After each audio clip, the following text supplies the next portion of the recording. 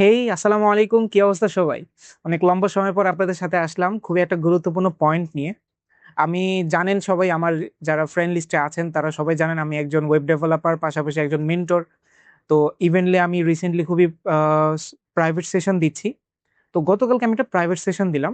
সে private সেশনে যিনি ছিলেন তিনি ক্লাস 10 এ পড়ে, পরীক্ষা দিয়েছে, টাইমটাকে কাজে লাগাতে চাচ্ছে, ফ্রিল্যান্সিং করবে, আশপাশ থেকে মানুষ থেকে শুনেছে এবং কিছু বলা যায় যে রং নলেজও তিনি পেয়েছে। ফর এক্সাম্পল ৩ মাসে আর্নিং করা পসিবল এই ধরনের কিছু আ তথ্যগুলাও পেয়েছে। যেটা আমার কাছে মনে হলো যে না ক্লিয়ার করা উচিত। তো আমি পুরো কথাটা শুনলাম সে গ্রাফিক ডিজাইন নিয়ে কাজ করবে। আপাতত Canva করছে। ইভেন আমি তাকে আরো ফার্দার যেতে বললাম।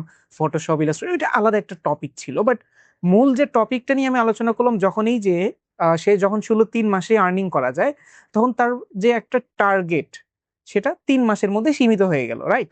তো ৩ মাস এটা কিন্তু আদৌ সত্যি না। এটা আপনারাও জানেন, আমিও জানি। ইভেন আমি নিজেও এত লম্বা সময় কাজ করার পরও আমাকে স্ট্রাগল করতে হচ্ছে কিছু জায়গায়।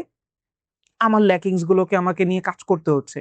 তো আমি প্রায় এই ইন্ডাস্ট্রিতে ৮ থেকে ৯ বছর ধরে আছি। তো এই জায়গাটায় আসলে ৩ মাস যারা আসলে বলে কিভাবে বলে I don't know, বাট এটা আসলে ক্লিয়ার হওয়া উচিত।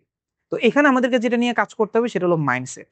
দেখেন, আপনি প্রথমত যখন একটা কাজ শিখে সেটাকে যখন আপনি এজ আর্নিং পটেনশিয়াল এ নিয়ে যাবেন, তখন আপনার দেখতে হবে যে আপনার স্কিলটাকে ভালো করতে হবে। যে কাজটা আপনি করছেন সেই কাজটা এই স্কিলটা আগে স্ট্রং হইতে হবে। দেন আপনাকে কমিউনিকেশন এর কাজ করতে হবে। আপনি জাস্ট স্কিল জানেন, কমিউনিকেশন জানেন না, সেলিং জানেন না, তখন কিন্তু কাজ করবে না, রাইট? তো তার মানে আপনার ১ম স্টেজ হবে লার্নিং ফেজ। আপনি আগে শিখবেন কিভাবে স্কিল ডেভেলপ করতে হয়, কিভাবে সেল করতে হয়, কিভাবে কাস্টমার আনতে হয়। এই জিনিসগুলো শেখার পরবর্তীতে আপনাকে এখন client handle, client management, client cultivation, customer cultivation, lead management এগুলো নিয়ে কাজ করতে হবে, রাইট? তো এই যে পুরো প্রসেসটা এটা ৩ মাস নয়, এটা যতদিনই লাগুক। আমি তাকে বলেছি ১ থেকে ১.৫ বছর। বাট এটা যদি সে কনজিউম করতে পারে এত অল্প সময়ের ভিতরে, তাহলে তো আলহামদুলিল্লাহ। কারণ বর্তমানে গ্রাফিক সেক্টর বলেন, যেকোনো সেক্টরে এআই কিন্তু ডমিনেট করছে, রাইট? তো সেই ক্ষেত্রে আমার কম্পিটিশন শুধু হিউম্যান না, মেশিনারিও আমার এখন কম্পিটিশন হয়ে গিয়েছে। তো সেই ক্ষেত্রে মাইন্ডসেটটা গুরুত্বপূর্ণ।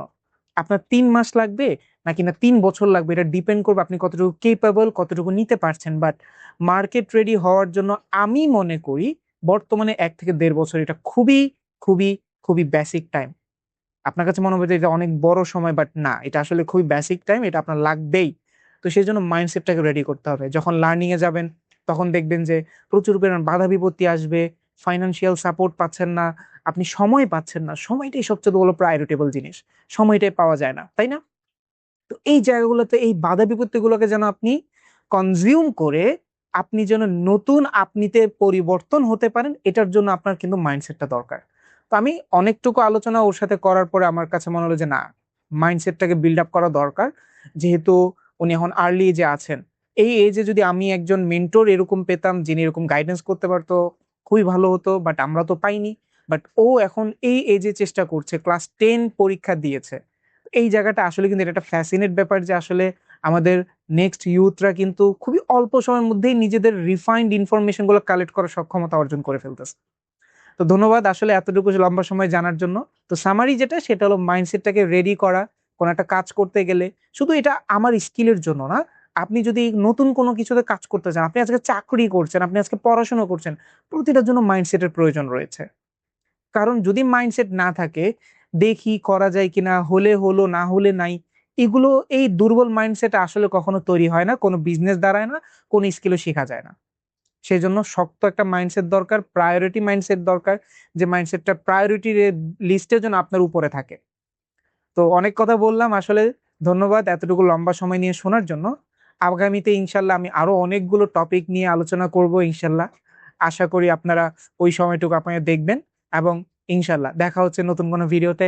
আল্লাহ হাফেজ।